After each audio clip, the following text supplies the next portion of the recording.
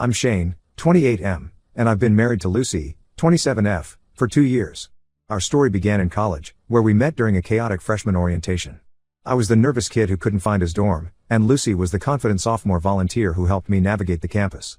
We became friends, bonding over our shared love for obscure indie bands and terrible B movies. It wasn't until our senior year that we started dating. We were at a mutual friend's Halloween party, both dressed as characters from our favorite bad movie, Attack of the Killer Tomatoes. The coincidence made us laugh, and something just clicked. We've been inseparable ever since. Our relationship was always easy, comfortable. We supported each other through grad school applications, celebrated each other's successes, and were there for the tough times too. When I proposed 2 years after graduation, on the same spot where we first met during orientation, Lucy didn't hesitate to say yes. Everything was perfect until my younger brother Quentin, 25M, came into the picture. To understand why this is such a big deal, you need to know a bit about our family history. Quentin and I grew up in a small town in the Midwest. Our parents ran a modest hardware store, working long hours to make ends meet. As the older brother, I often had to look after Quentin when we were kids. This responsibility, coupled with our 3-year age gap, created a distance between us that never really closed. From an early age, Quentin was a handful. He was always getting into scrapes at school, picking fights with other kids, and causing trouble around the neighborhood. I remember countless nights of our parents arguing about what to do with him, their voices carrying through the thin walls of our small house. I, on the other hand, was the good kid. I got good grades, helped out at the store without being asked, and stayed out of trouble. This stark contrast between us only widened the gap in our relationship. As we got older, things got worse. In high school, Quentin fell in with a rough crowd. He started drinking, staying out late, and his grades plummeted.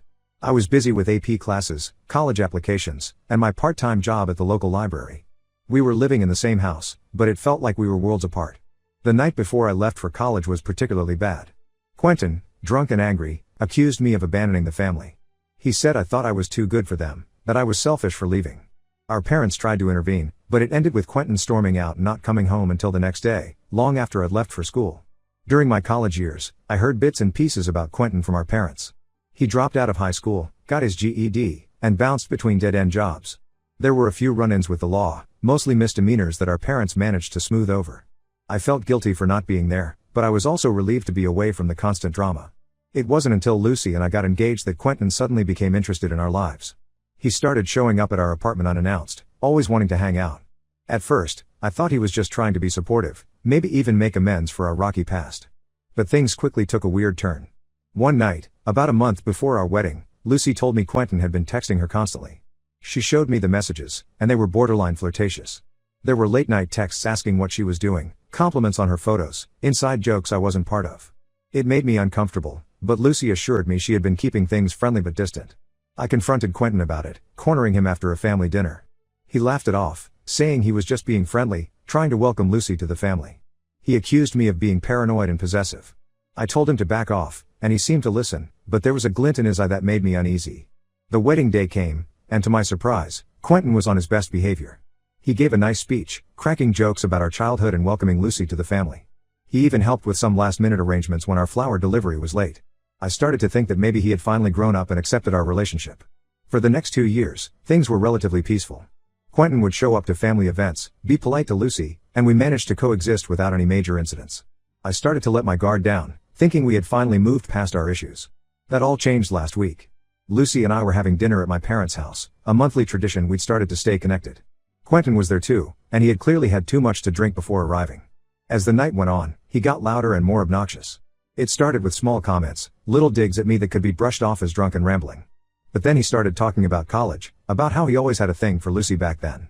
He mentioned specific events, parties where he claimed he and Lucy had moments. I knew these were lies. Lucy and I had been together all through college, and she had barely known Quentin existed. Lucy looked uncomfortable, shifting in her seat and trying to change the subject. My parents seemed oblivious, laughing off Quentin's comments as harmless reminiscing. But I was furious. I could see the game he was playing, trying to create doubt, to drive a wedge between Lucy and me. I pulled Quentin aside, practically dragging him into the kitchen. I told him to knock it off, that his behavior was inappropriate and hurtful. Instead of apologizing, he got angry. He said I always got everything I wanted, the grades, the girl, the success, and it wasn't fair. He accused me of never giving him a chance, of always seeing him as the screw-up little brother. Before I could respond, he stormed out of the house, leaving everyone in shock. The next day, I got a call from my mom. Her voice was shaky, and I could tell she had been crying. She told me Quentin had posted on social media that he and Lucy had been secretly seeing each other for months. He claimed they were in love and that Lucy was going to leave me for him. I was stunned. I knew it wasn't true, but the fact that Quentin would go this far was unbelievable. When I told Lucy, she was devastated. She wanted to confront Quentin immediately, to set the record straight. But I had a different idea. I decided to play along with Quentin's delusion. I texted him, pretending to be heartbroken and asking for details about their affair. He took the bait and started spinning an elaborate story about secret meetings and hidden feelings. He claimed they had been meeting at a cafe across town, that they had kissed after my birthday party last year, that Lucy had been unhappy in our marriage for a long time. I let this go on for a few days, gathering more and more ridiculous claims from Quentin. With each message, his lies got more outlandish. He said they had a secret language, that they had matching tattoos hidden where no one could see. He even claimed that Lucy had been planning to leave me on our upcoming anniversary trip. Then, I compiled all the messages and posted them on social media, along with a long explanation of what really happened. I exposed Quentin's lies, showing screenshots of his contradictory statements and timeline inconsistencies. I made it clear that Lucy had never been unfaithful, that this was all a product of Quentin's jealousy and instability. The fallout was immediate. Quentin deleted his social media accounts and hasn't spoken to anyone in the family since. My parents are torn between anger at Quentin and disappointment in me for publicly humiliating him. They keep saying we should have handled this privately, as a family. Lucy is relieved that the truth is out, but she's worried about the long-term effects on our family. She comes from a close-knit background and values family harmony highly. This public spectacle is far from what she's used to.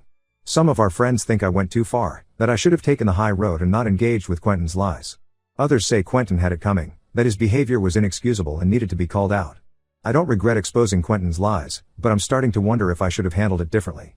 The family is divided, and I can already imagine how awkward holiday gatherings are going to be for a long time.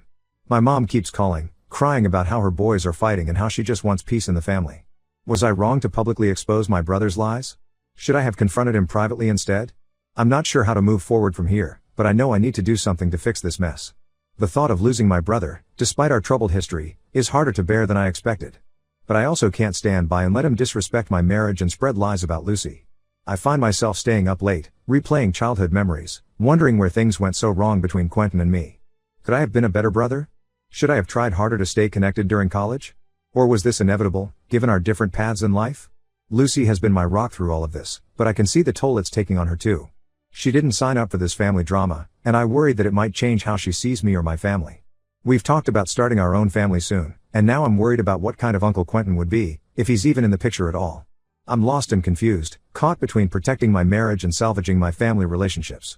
Any advice would be appreciated. Update 1. It's been a month since I exposed Quentin's lies, and things have only gotten more complicated.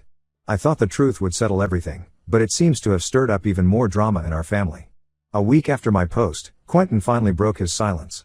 He sent a group text to our family, claiming that his social media account had been hacked and that he never made those posts about Lucy. He said he had been going through a tough time and was embarrassed to tell anyone, which is why he disappeared for a while. Our parents, desperate to believe him, accepted this explanation without question. They called me and asked me to take down my post exposing Quentin, saying it was all a misunderstanding. I refused, knowing that Quentin was lying again.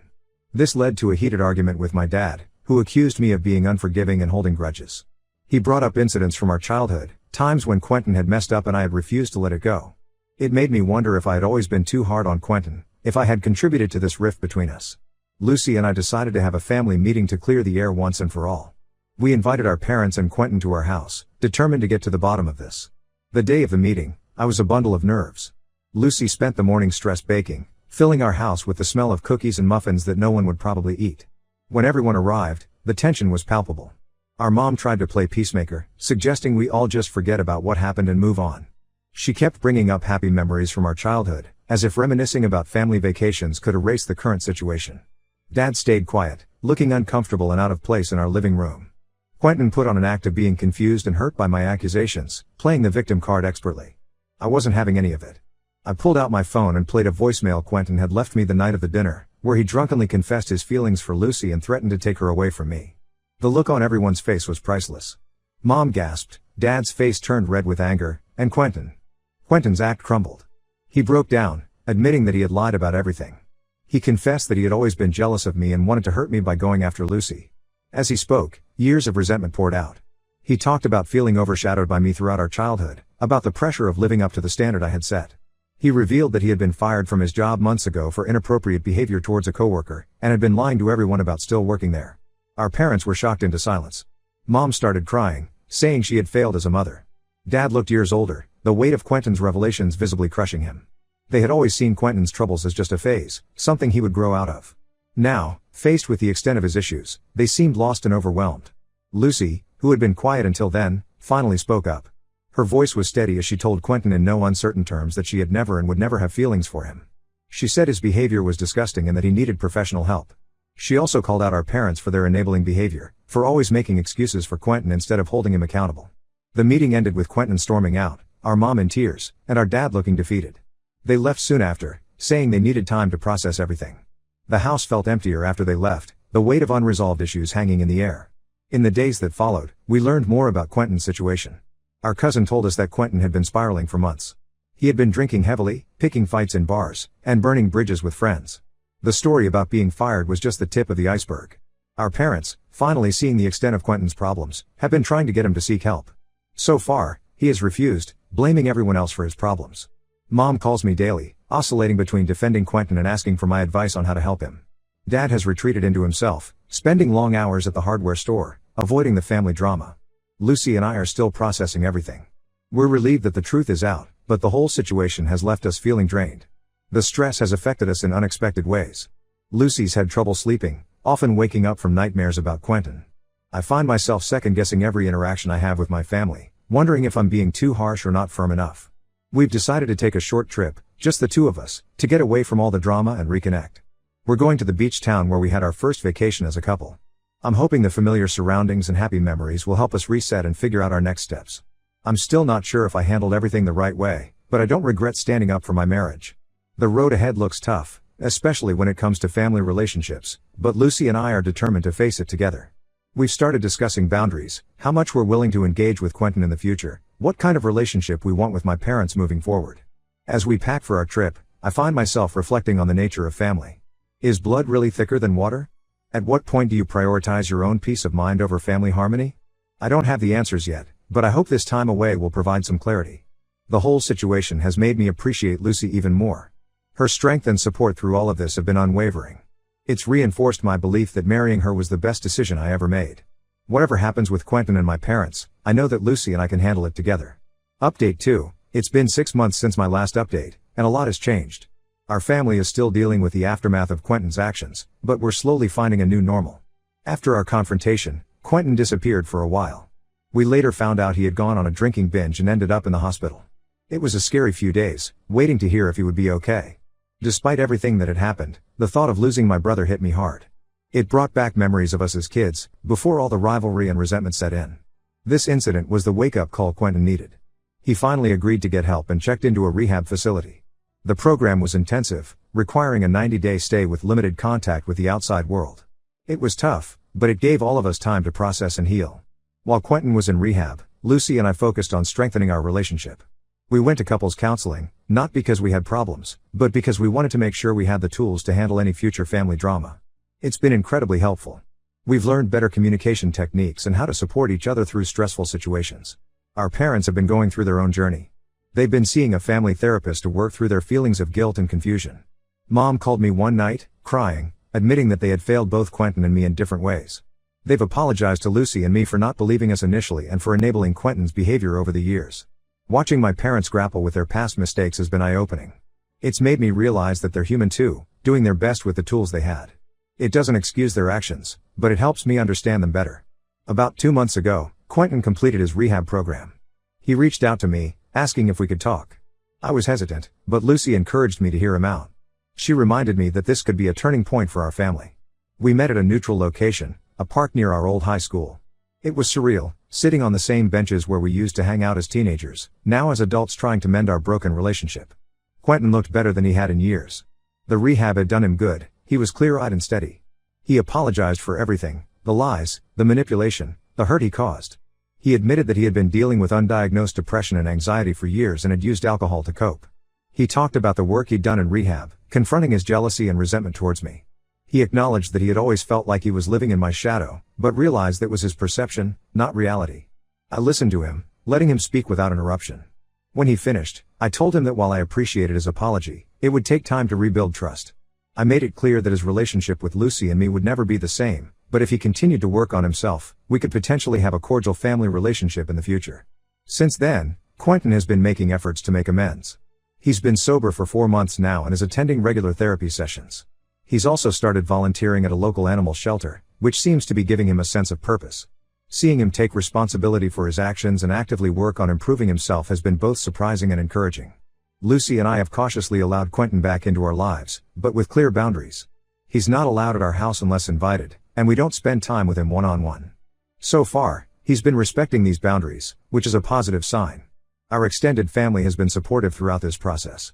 They've rallied around us, offering help and understanding.